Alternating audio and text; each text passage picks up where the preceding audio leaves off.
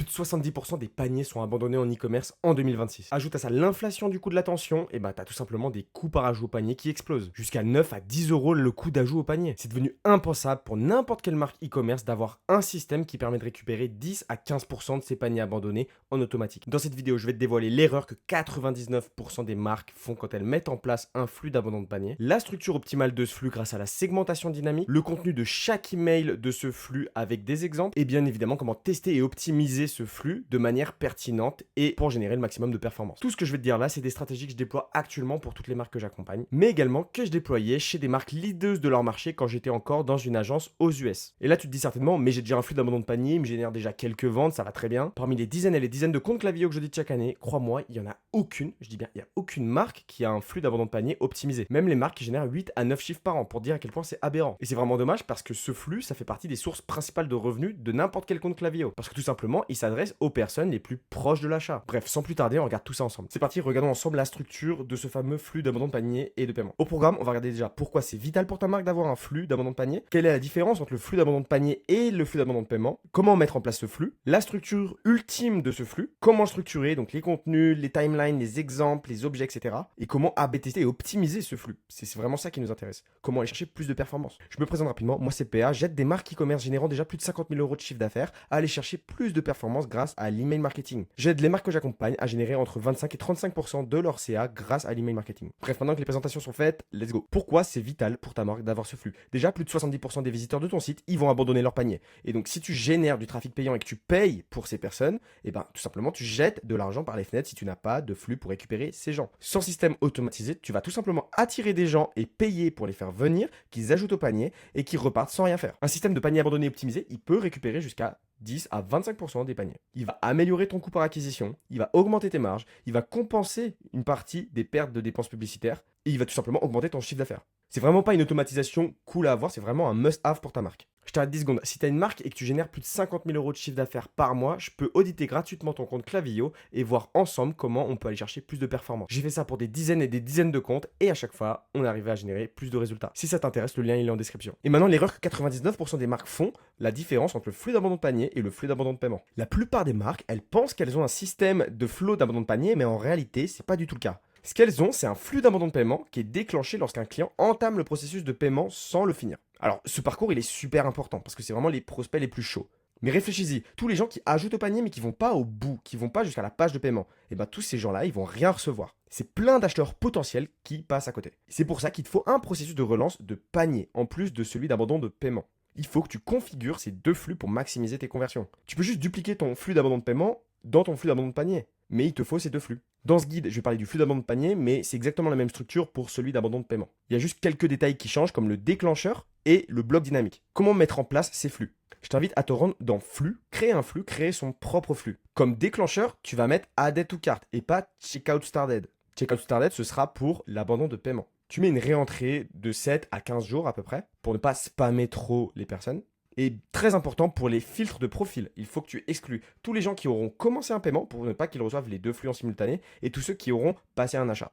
Ici, je te fais un guide complet pour créer ce fameux bloc dynamique qui montre les produits abandonnés dans le panier de la personne. D'ailleurs, si tu veux obtenir ce guide, n'hésite pas, c'est dans la description. Et maintenant, le flux d'abandon de paiement, comment le faire? Comme le flux d'abandon de panier, ici, c'est juste le trigger qui va changer. On va mettre Checkout Started. Et ici, pareil, on va mettre entre 7 et 15 jours de réentrée. Au niveau des fil de profil, on va juste mettre Place Order 0 time since starting this flow. Et au niveau du bloc dynamique d'affichage, c'est un tout petit peu différent de celui d'abandon de panier. Pareil, tout est indiqué dans le doc. Maintenant, la structure de ce flux. Comment faire un flux performant? Maintenant, la structure optimale pour n'importe quel flux d'abandon de panier. Déjà, la première chose essentielle, c'est d'avoir un SMS et un email de relance générale, sans promo. On ne veut pas envoyer beaucoup de promos à notre base mail. Ça, c'est très important. Ensuite, on veut utiliser ce qu'on appelle la segmentation dynamique pour avoir vraiment un message adapté en fonction du statut de la personne. On va dire que les deux principales segmentations à avoir, c'est entre les prospects, donc les gens qui n'auront jamais commandé chez toi, et les anciens clients, des gens qui auront déjà commandé chez toi. Ça paraît anodin comme ça, mais vraiment le message est complètement différent entre ces deux types de personnes. Pour le prospect, pour vraiment le pousser à la conversion, il y a deux choses principales à faire. Le rappeler l'offre de bienvenue. Ça nous permet de justifier notre promo, de leur dire en gros, vous n'avez pas utilisé votre offre de bienvenue, profitez-en.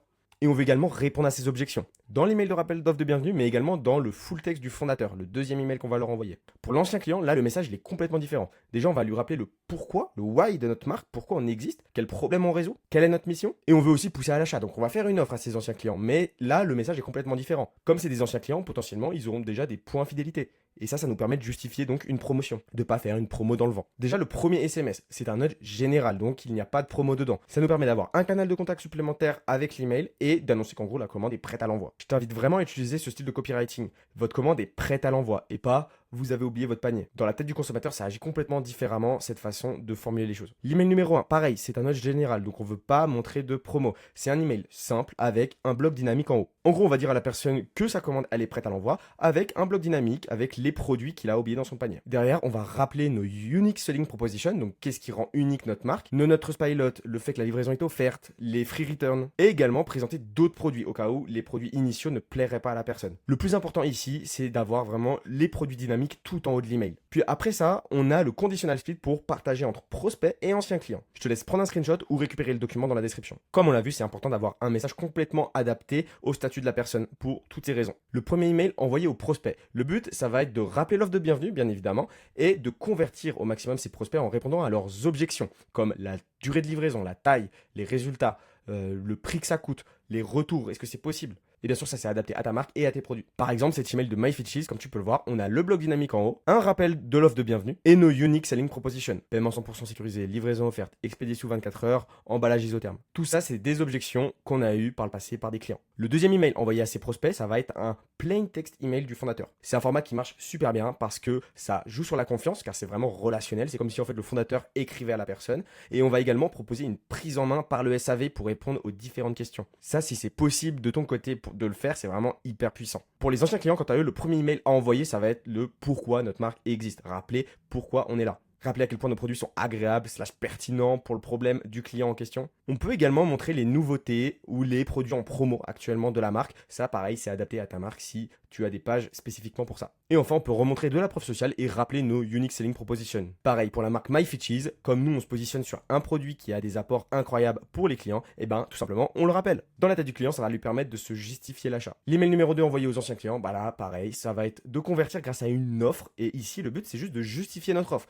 Comme c'est des anciens clients, potentiellement qu'ils ont déjà des crédits, donc avec leur première commande. Tu peux utiliser deux angles qui sont un peu out of the box. Ici, ça va être intéressant pour toi pour te démarquer dans l'inbox de tes clients. Par exemple, l'offre mystère, ici, tu vas pouvoir l'utiliser pour attiser la curiosité du client. Il va se dire, ok, je vais essayer de découvrir le code promo au paiement ou les crédits de boutique. Mettre en place un montant hyper précis de réduction avec un code très aléatoire, comme si la personne avait eu des crédits en fait par rapport à sa première commande. Comment A/B tester ce flux et l'optimiser? Maintenant qu'on a vu la structure, comment on va pouvoir A/B tester ce flux et l'optimiser de manière hyper efficace? Voilà les A/B tests que tu vas pouvoir lancer qui auront vraiment le plus de levier sur les performances de ton flux d'abandon de panier et d'abandon de paiement. Le premier A/B test à lancer, et ça c'est vraiment le plus game changer parce qu'il est super rapide à mettre en place et il est super efficace, c'est le délai d'envoi du premier mail.